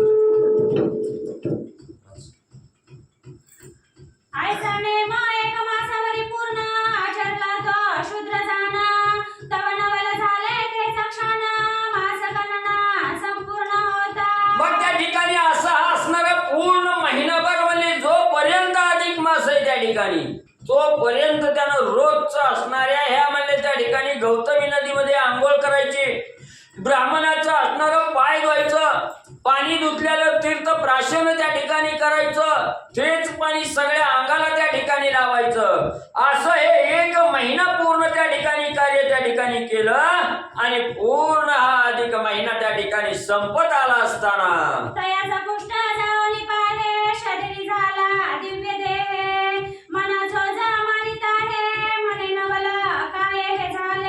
मग हे पूर्ण महिनाभर त्या ठिकाणी कार्य केलं, सद्भावनेनं कार्य त्या ठिकाणी केलं, सद्भावनेनं असणाऱ्या ब्राह्मणाची सेवा त्या ठिकाणी केली आणि 1 महिना पूर्ण व्हायला वेळ आहे. काही असणारं तास त्या ठिकाणी राहिलं, तेवढ्याच वेळा त्याच्या अंगाला जो असणारा कुष्ठ रोग त्या ठिकाणी झालेला होता तो कुष्ठ असणारा शरीराचा निघून त्या ठिकाणी गेला. दिव्य असं शरीर, तेजोमय शरीर त्या ठिकाणी झालं. त्यानं स्वतःच्या शरीराकडे त्या ठिकाणी पाहिलं गेलं, दिव्य देह झालेला आहे, कसलंही कुष्ठ अंगाला त्या ठिकाणी राहिलं नाही. आपण पावन झालोय बघितलं गेलं, मनाला विचार आला काही नवं लागलं असावं असा विचार आणि ब्राह्मणा त्या असणाऱ्या शूद्राला आला. या व्याधीमुळे बहुधा द्रव्य वेचले अपरिमित, परिव्याधी नव्हे शांत, तो स्नानेशी निपात झाला. मग त्यांनी मनाच्या ठिकाणी विचार केला काय करावं, हा कुष्ठरोग जाण्यासाठी आपला आजार बरा होण्यासाठी नाही तेवढं पैसे दवाखान्यात जाऊन त्या ठिकाणी घालवलं. महिना 2 महिने असणाऱ्या हॉस्पिटलला ऍडमिट त्या ठिकाणी झालो पण काडीचाही गुण त्या ठिकाणी आला नाही. आणि इथं ब्राह्मण मेळ्यामध्ये असणाऱ्या या गौतमी नदीमध्ये स्नान करण्यासाठी त्या ठिकाणी आलो आणि मी पावन त्या ठिकाणी झालो. एवढा पैसा खर्च केलेला वायपट त्या ठिकाणी गेला, फुकटच्या कार्यानं गुण त्या ठिकाणी आला. म्हणून असणारं नवल आणि त्या शूद्राला वाटू लागलं. चमत्कार पाहुणी अद्भुत, मग तेच बैसला हेत, मग हर्षभरित होऊनी तेथ उद्यापना ते करीत असे. मग त्या ठिकाणी आपणारा मनामध्ये शूद्राचा विचार त्या ठिकाणी आला, चमत्कार झाला, एवढं पैसे असणारं त्या ठिकाणी दवाखान्यात घालवलं गुण नाही आला. पण इथं असणारं फक्त म्हणजे आंघोळ त्या ठिकाणी केली, कुष्ठ निघून त्या ठिकाणी गेलो, मी पावन त्या ठिकाणी झालो. विचार आला, मग ही जागा असणारी पावन करणारी त्या ठिकाणी हे जाणलं गेलं. तिथंच ठाण मांडून त्या ठिकाणी बसला, आनंद मनाच्या ठिकाणी झाला. आता महिना त्या ठिकाणी संपला असा विचार त्या ठिकाणी केला आणि अधिक महिन्याचं पुण्य कमवायचं असेल तर उद्यापन सोहळा त्या ठिकाणी करतो. कुठलंही असणारं कार्य झाल्याबरोबर असणारं उद्यापन सोहळा त्या ठिकाणी करावा म्हणून तिथं ठाण मांडून त्या ठिकाणी बसला आणि उद्यापन सोहळ करू लागला. ब्राह्मण संत तर्पण यथाविधी घृतपाचिता अन्ने संपादी नाना स्नान दानाचा विधी विप्राकरी अर्पित असे. मग आता हा अधिक महिन्याचा उत्साह त्या ठिकाणी उद्यापन करायचंय म्हणून असणाऱ्या त्याने ब्राह्मण मंडळी त्या ठिकाणी गोळा केली. संत तर्पण घालण्याचा विचार त्या ठिकाणी केला. सर्व संत मंडळी त्या ठिकाणी बोलवली, ब्राह्मण मंडळी त्या ठिकाणी बोलवली. यथाविधी असणारा स्वयंपाक त्या ठिकाणी केला. तुपासहित गोड असणारं जेवण त्या ठिकाणी तयार केलं. नाना प्रकारचं असणारं त्या ठिकाणी अन्न निर्मिती त्या ठिकाणी केले आणि स्नानदानाचा आणि जेवणाचा विधी त्या ठिकाणी असणारा हा शूद्र आणि ब्राह्मणाला करू लागला. त्रैत्रिणी दशका उपकरुणा घृत पाक ते कांस्य पात्री निक्षेपून देखा वाया न देता विप्राते. मग तिथं असणाऱ्या त्या ठिकाणी स्वयंपाक बनवला गेला. असणाऱ्या 33 प्रकारच्या असणार 33 अनारशाचं जेवण त्या ठिकाणी आणि काश्याच्या पात्रामध्ये त्या ठिकाणी भरले गेले. 33 अनारसे त्या ठिकाणी भरले. असणाऱ्या तुपाचं भांड त्या ठिकाणी भरलं गेलं आणि हे काश्याचं पात्र पूर्ण भरून त्या ठिकाणी असणाऱ्या ब्राह्मणाला आणि दान म्हणजे देऊ लागलेलं आहे. सयाजेसी ते तव वाण वरी शक्तीनुसार घालोनी सुवर्ण दक्षिणे सहित देतासे दान भावे जनार्दन स्मरोनी. मग ते अन्नाचं काश्याचं पात्र त्या ठिकाणी भरून घेतलेलं आहे. त्याच्यामध्ये असणारं त्या ठिकाणी मीठ तांदूळ असणारं तीळ त्या ठिकाणी टाकलेलं आहे आणि त्याच वेळेस आपल्या आपल्या परीनं जेवढं काही प्रत्येकाला देता येईल तेवढं थोडं असणारं सुवर्ण दानही त्या ठिकाणी आणि घालू लागलेलं आहे. त्याच्यावर वरी आपल्या शक्तीनुसार असणारा दक्षिणा म्हणून त्या ठिकाणी ठेवलेला आहे आणि हे असणारं भरलेलं पात्र ब्राह्मणाला दान त्या ठिकाणी देऊ लागलेलं आहे. चला आज तुमची पत्नी कोण नाही का?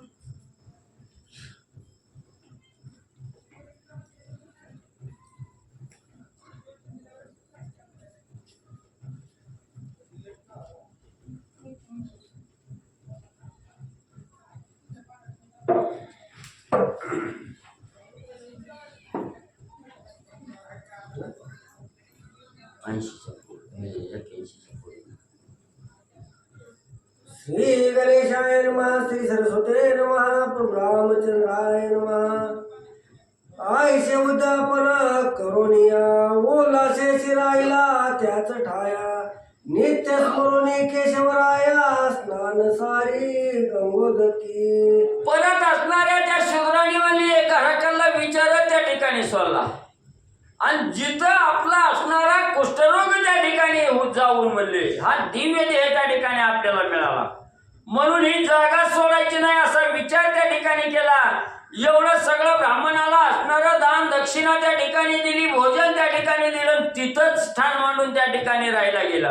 अखंड भगवंताचं स्मरण त्या ठिकाणी मनामध्ये धरलं गेलं आणि भगवंताची ध्यान धारणा करत आणि त्या गौतमी तीरावर स्नान त्या ठिकाणी करायची, ध्यान धारणा करायची, नामस्मरण त्या ठिकाणी घेत तिथंच म्हणजे स्थानबद्ध झाला. मूळ पापलेश झडला आणि कुष्ठही समूळ गेला तव तो समीप काळ पातला विप्र देखता तया ते. मग त्याने तिथंच असणाऱ्या तीरावर म्हणजे आपलं स्थान मांडून त्या ठिकाणी बसलेला होता आणि ज्या वेळेस त्याचा असणारा कार्यभाग त्या ठिकाणी संपला, शरीराचा कुष्ठरोग निघून गेला, दिव्य देह त्या ठिकाणी प्राप्त झाला आणि असणारा शेवटचा अंतीचा काळ जवळ त्या ठिकाणी आला आणि ब्राह्मण मंडळी जी बरोबर त्याच्या आलेली होती ती फिरून फिरून आपल्या संगतीला त्या ठिकाणी आलेला शूद्र होता.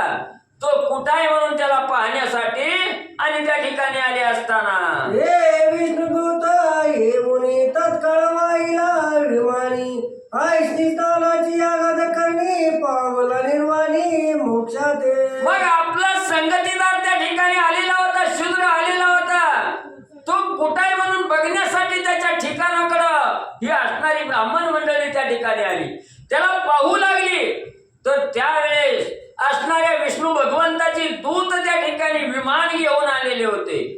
ते असणाऱ्या भव्य दिव्य असणाऱ्या विष्णू भगवंताचं विमान आहे त्या विमानामध्ये विष्णुदूताने असणाऱ्या त्या आणि शूद्राला हाताला धरलेला आहे आणि आपल्या विमानामध्ये घेऊन जाऊ लागलेले आहे हे असणाऱ्या त्या ब्राह्मणाने आणि पाहिलं गेलं. कोटी पापाचा क्षय करुणी काय कष्ट मिली तीर्थ सेवनी आयुष्य पुण्य आचरुणी पावला निर्वाणी मोक्षाते. मग आगाधी असणाऱ्या त्या ठिकाणी गौतमी गंगा नदीचं स्नान त्या ठिकाणी मिळालं गेलं. कुष्ठरोग त्या ठिकाणी गेला. का गेला त्या ठिकाणी? कोट्यावधी पापाचा क्षय त्या ठिकाणी झाला गौतमी नदीमध्ये स्नान केल्याबरोबर त्या ठिकाणी. आणि ब्राह्मणाचं पूजन त्या ठिकाणी केलं. जो असणाऱ्या देहाला आजार झालेला होता हा देह त्या ठिकाणी असणारा म्हणजे आजार त्या ठिकाणी निघून गेला. का गेला? आयुष्यभर असणारा पुण्यात्मक कर्म त्या ठिकाणी केलं. ब्राह्मणाची सेवा करण्यामध्ये हा देह त्या ठिकाणी झिजवला गेला.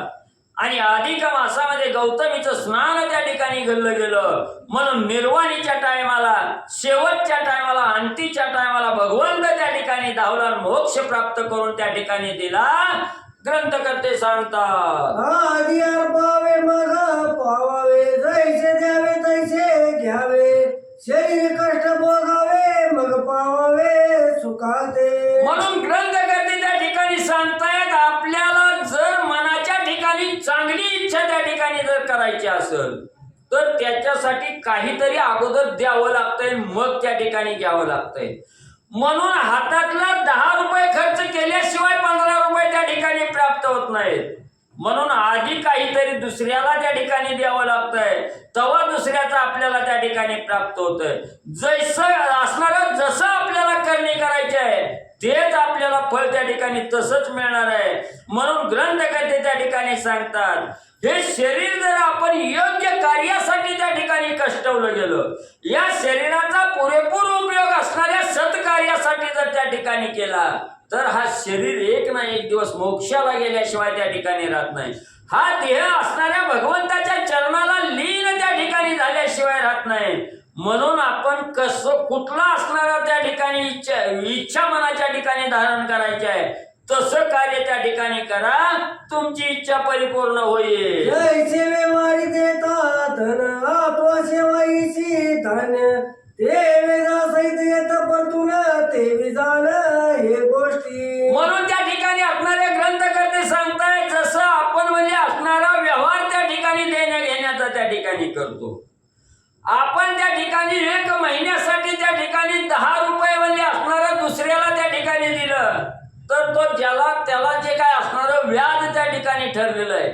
सवाईनं द्यायचं, दीडीनं द्यायचं का दुनीनं त्या ठिकाणी द्यायचं ते जसं आपल्याला म्हणजे वाढवून त्या ठिकाणी येत आहे तसं आपलं हे असणारं देह त्या ठिकाणी भगवंताच्या कार्यासाठी त्या ठिकाणी सत्कर्मी घातला गेला. आपण असणाऱ्या त्या ठिकाणी जर भगवंताच्या नामस्मरणामध्ये आपली वाचा त्या ठिकाणी लीन केली गेली तर त्याच्या काही पटी जास्त म्हणजे त्या ठिकाणी तुम्हाला सुख प्राप्त दिल्याशिवाय राहत नाही किंवा हा असणाऱ्या देहाचं सार्थक त्या ठिकाणी भगवंत केल्याशिवाय राहत नाही. म्हणून आधी काहीतरी द्या म्हणजे असणाऱ्या भगवंताचं नामस्मरण त्या ठिकाणी घ्या आणि त्या नामस्मरणामध्ये देह त्या ठिकाणी वेचून सोडा म्हणजे तुम्हाला असणारा मोक्ष रूपी साधन तुम्हाला त्या ठिकाणी प्राप्त होईल.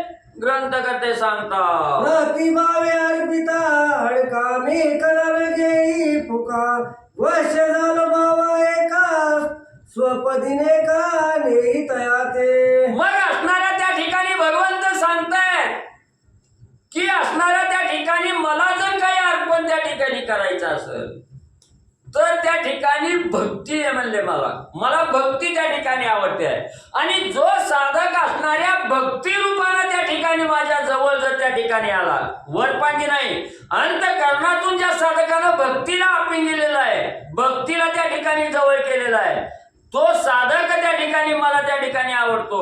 मी फुकटचं त्या ठिकाणी घेत नाही. म्हणून तुम्ही भक्ती असणारी जर मला प्रदान त्या ठिकाणी केले तर त्या बदल्यात मी असणारा त्या साधकाला वश त्या ठिकाणी होतो आणि त्याला स्वपदाच्या ठिकाणी त्याला घेऊन गेल्याशिवाय राहत नाही. म्हणून तुम्ही भक्ती असणारी मला त्या ठिकाणी दान द्या. मी तुम्हाला स्वपदाला पोहोचवल्याशिवाय राहत नाही. मी काय तुमचं फुकटचं घेत नाही. भगवंत सांगतात ऐसे पुरुषोत्तम बोलिला तो लक्ष्मणे करण्या तोची तुम्हा श्रोते कथीला प्राकृत भाषे करुणी. म्हणून ग्रंथकर्ते असणारे त्या ठिकाणी म्हणले मनोहर सूत असणारे गोपीनाथ महाराज आहेत आणि हे गोपीनाथ महाराज त्या ठिकाणी सांगतायत की ही असणारा म्हणजे त्या ठिकाणी ही जी कथा तुमच्या पुढे सांगितली गेली ही कथा असणारे पुरुषोत्तम असणारे त्या ठिकाणी विष्णू भगवंत आहेत आणि या विष्णू भगवंताने लक्ष्मी मातेला सांगितला आणि लक्ष्मी मातेने या सर्वांगाचा असणारा कान त्या ठिकाणी केलेला आहे आणि एक चित्ताने ही कथा ऐकलेली आहे. ही कशातून त्या ठिकाणी घेतली पद्म पुराणामध्ये त्या ठिकाणी सांगितली संस्कृत भाषेमध्ये सांगितले आणि तीच कथा तुम्हाला समजण्यासाठी महाराष्ट्रीयन असणाऱ्या मराठी भाषेमध्ये तुमच्या समोर त्या ठिकाणी मांडली गेली. आता पुढे लक्ष्मी करील प्रश्न त्याचे उत्तर देईल जनार्दन ते परिसा श्रोते जन अति आदरे करोनिया. म्हणून ग्रंथकर्ते असणारे मनोहर सूत महाराज असणारे गोपीनाथ महाराज त्या ठिकाणी सांगतायत. आता पुढं म्हणले असणारा उद्याच्या अध्यायाच्या ठिकाणी असणाऱ्या लक्ष्मी माता विष्णू भगवंताला जो काही प्रश्न त्या ठिकाणी विचारणार आहेत आणि विष्णू भगवंत त्या प्रश्नाचं उत्तर त्या ठिकाणी देणार आहेत. सुंदर कथा आहे. श्रोते मंडळीला पावन करणारी आणि असणाऱ्या पुण्यात्मक कर्माचा संचय त्या ठिकाणी करणारी गोड कथा आहे. ही कथा आणि उद्या या आणि सावध रीतीनं श्रवण करा. श्रोता सगिया सादर तरी वक्रोत हर्ष निर्भर म्हणून जोडून करा वारंवार प्रार्थितो. म्हणून गोपीनाथ महाराज त्या ठिकाणी सांगताय श्रोते मंडळीनो तुम्ही महेशाची मूर्ती आहात तुम्ही अखंड सावध त्या ठिकाणी असता आणि श्रोता सावध त्या ठिकाणी असला की सांगणाऱ्याला त्या ठिकाणी हर्षभरीत आनंद त्या ठिकाणी होतोय. म्हणून श्रोता समोर सादर त्या ठिकाणी असला की सांगणारा हर्ष निर्भर त्या ठिकाणी होतोय.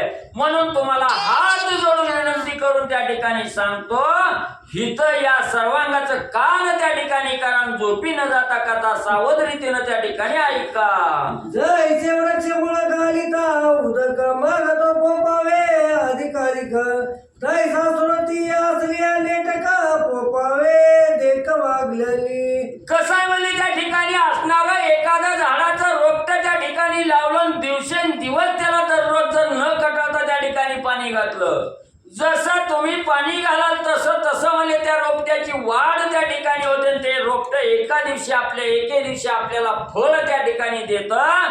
तसं म्हणजे या ठिकाणी मी सांगत त्या ठिकाणी असताना तुमच्या समोर कथा सादर केली असताना त्या कथेला तुमच्याकडूनही तेवढीच अनुमती त्या ठिकाणी यावी. तुमच्या चेहऱ्यावर उल्हास त्या ठिकाणी असावा. तुमची सादरता असणारी आम्हाला त्या ठिकाणी दिसावी म्हणजे अधिकाधिक सांगण्यासाठी आम्हालाही आनंद त्या ठिकाणी होईल आणि तुमचीही ही कथा ऐकल्यामुळे तुम्हीही त्या ठिकाणी फलरूपी पावन त्या ठिकाणी होचाल एवढीच म्हणले विनंती.